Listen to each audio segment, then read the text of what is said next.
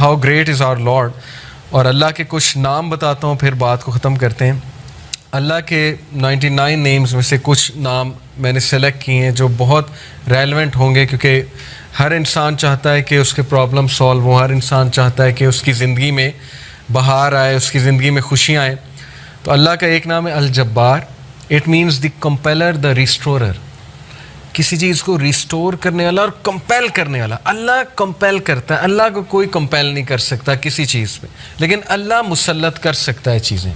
Creator है, God है।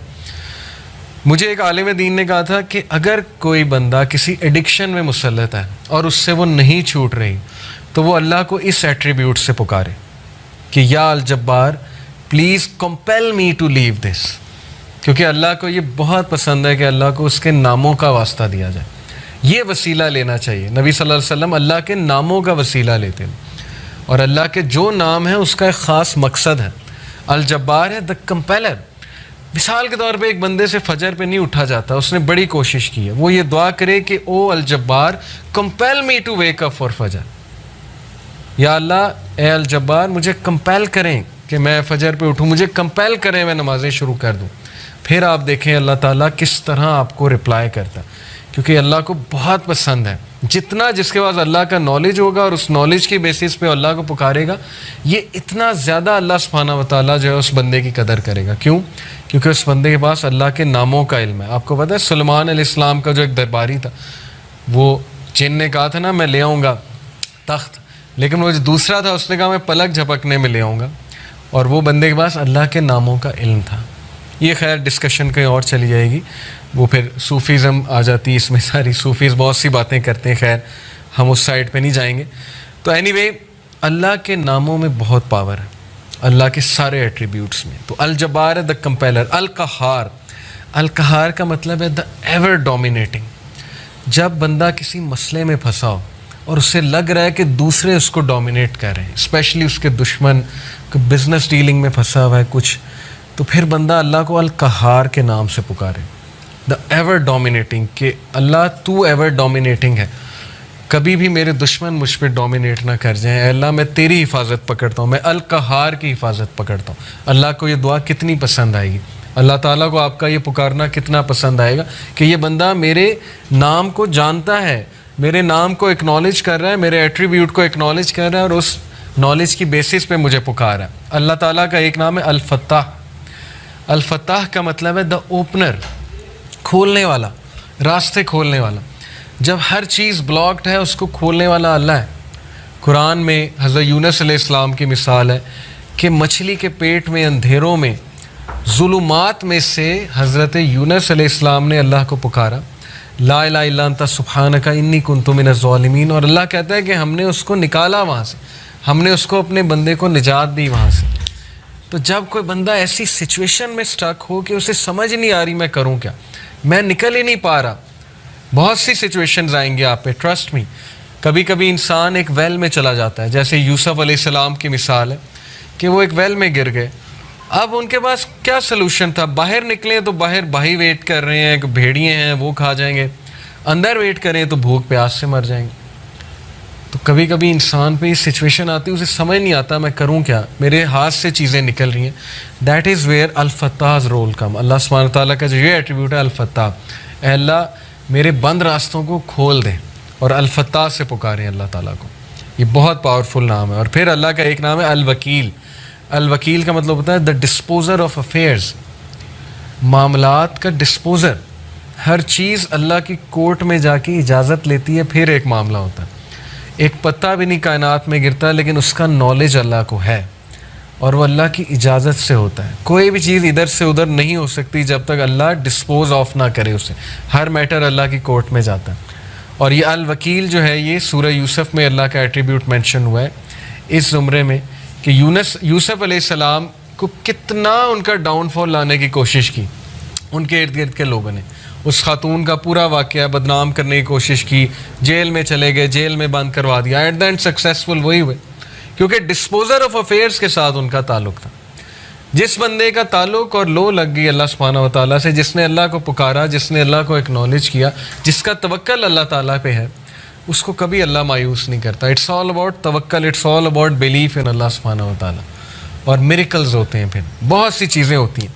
और अगर आपकी दुआ ना भी कबूल हो तो फिर अल्लाह आपको ऐसी स्ट्रेंथ दे देता है अपनी डिफ़िकल्टीज से बियर करने की, जिसको अगेन वही फील कर सकते हैं जिन्होंने ये चीज़ एक्सपीरियंस की है। बहुत सी चीज़ें मैंने एक्सपीरियंस की है अपनी लाइफ में। जो मांगा हमेशा मिला, कभी नहीं मिला, नहीं मिला उस पर सब्र है। जो बेसब्रे हैं, जो कंप्लेन शुरू कर देते हैं, उन्हें ना नज़र आता है कि ये चीज़ मुझे क्यों नहीं मिली। तो इसलिए इंसान से भी तो कुछ दरकार है ना। इंसान यही कहे जाए कि नहीं नहीं नहीं, सब अल्लाह से दरकार है, मुझसे कुछ दरकार नहीं, ना मैंने पेशेंस शो करनी, ना शुक्र करना है, मैंने कुछ नहीं करना, सब अल्लाह ने करना है। नाउज़ बिल्लाह, ये तो फिर वो जीनी इन द लैम्प वाला कॉन्सेप्ट है कि हुक्म मेरे आका अल्लाह, जीनी नहीं है। नाउज़ बिल्लाह, अलादीन वाला कॉन्सेप्ट नहीं है कि चिराग रगड़ा, हाथ उठाए कि यार अब मर्सिडीज़ दे दे, तो बस अभी 5 मिनट बाद मर्सिडीज़ सामने होनी चाहिए, नहीं हुई तो अल्लाह से नाराज़। ये कॉन्सेप्ट नहीं है। हमारी यूथ का अनफॉर्चुनेटली ये कॉन्सेप्ट है कि जो मांगे अभी दे, अभी इसी वक्त दे दे, और नहीं दिया तो इसका मतलब मेरी दुआ नहीं कबूल हुई। बहुत सी चीज़ें दुरुस्त होने वाली, तरबियती एस्पेक्ट से कह रहा हूँ। तो अल वकील है द डिस्पोजर ऑफ अफेयर्स, अर रशीद है द गाइड, रास्ता दिखाने वाला। हर चीज़ में अर रशीद की तलब जो है वो, मदद जो है वो तलब करें। बिज़नेस करते हुए, कोई डिसीजन लेते हुए इस्तिखारा करें अल्लाह ताला से, अल्लाह ताला को एक एक बात पे पुकारें। सहाबा तो नबी सल्लल्लाहु अलैहि वसल्लम ने सहाबा की ऐसी तरबियत की थी कि वो तस्मा भी अल्लाह सुब्हानहू ताला से बांधते थे, जूती का। कोई छोटी से छोटी चीज़ उन्हें मांगनी होती थी, वो अल्लाह की मदद तलब करते थे। पायस लोग थे ना, पाइटी उनका गोल था, अल्लाह ताला के करीब होना उनका गोल है। हमारी लाइफ में अल्लाह कितना है, इस पर हम गौर करें। और अगर दूर हुआ है तो who went far, Allah went फार या हम, वी वेंट फार। अगर डिस्टेंस हुआ है अल्लाह, तो किसने डिस्टेंस किया? अल्लाह ने हमें अपने आप से डिस्टेंस किया है या हमने अल्लाह को जो है वो डिस्टेंस किया हमारे से? तो ये अल्लाह के एट्रीब्यूट्स हैं। अब मैं आपको कुछ ज़बरदस्त हदीस सुनाता हूँ, बहुत ईमान अफरोज़ अल्लाह के बारे में। हदीस कुदसी हैं। हदीस कुदसी होता है कि अल्लाह ताला नबी सल्लल्लाहु अलैहि वसल्लम जो है वो डायरेक्टली अल्लाह को कोट करें। Allah almighty says, Abu Hurairah रज़ियल्लाहु अन्हु से मरवी हदीस है, हदीस कुदसी। Allah almighty says, I am as my servant expects of me. मैं ऐसा हूँ जैसा मेरा बंदा मेरे बारे में गुमान करता है। I am with him as he remembers me, if he remembers me in himself I will remember him in myself. अगर वो मुझे अपने आप में याद रखता है तो मैं उसे अपने आप में याद रखता हूँ। इमेजिन करें, जो बंदा अल्लाह को पुकारता है, याद रखता है, दिल में अल्लाह से बातें करता है, या नमाज में बातें करता है, या वैसे ही हाथ उठा के अल्लाह से दुआ करता है, अल्लाह ताला उसको रिस्पॉन्ड भी करता है और अल्लाह उसको याद भी करता है। If he mentions me in a gathering I will mention him in a greater gathering. We are lucky. आप लोग बाय कोइंसिडेंस यहाँ नहीं आए। लोहे महफूज में creation of havens and earth से 50,000 साल पहले ये सीन लिखा हुआ है। दिस इज़ तकदीर, ओके, द डिवाइन डिक्री। तकदीर के बहुत से लेवल्स हैं, 5 लेवल्स हैं। दो हाईएस्ट लेवल है वो है द डिवाइन डिक्री। लोहे महफूज में हम सब का यहाँ बैठना लिखा था, आप सब के नाम दर्ज थे, और ये सादत दर्ज थी कि ये लोग बैठ के अल्लाह की बात करेंगे और ये लोग बैठ के अल्लाह को याद करेंगे। तो अल्लाह कह रहा है कि जो मुझे गैदरिंग में याद करता है, मैं उसे उससे बेहतर गैदरिंग में याद रखता हूँ। अब देखिए, हम यहाँ अल्लाह की बात कर रहे हैं, अल्लाह की हम बयान कर रहे हैं। इंशाअल्लाह मेरा बिलीफ है अल्लाह हमारी बात वहाँ किसी बेहतर, इससे बहुत बेहतर गैदरिंग फरिश्तों के साथ, अब अल्लाह आलम। लेकिन ये कि अल्लाह ने गारंटी दी है कि जो कोई मुझे मेंशन करता है किसी गैदरिंग में, मैं उसे मेंशन करता हूँ इससे ग्रेटर गैदरिंग में। When he draws near me by the span of his hand, जब वो मेरे करीब आता है एक हाथ के फासले के, तो यानी इतने डिस्टेंस के, एक स्टेप लेता है। I draw near him by the length of a cubit, तो मैं 1 मीटर या 1 क्यूबिट के फासले से उसके करीब आता हूँ। ये एक मेटाफोरिकल बात है कि जब तुम पहला स्टेप लेते हो तो अल्लाह ताला उसके रिटर्न में डबल द स्टेप्स या 10 टाइम्स स्टेप लेता है।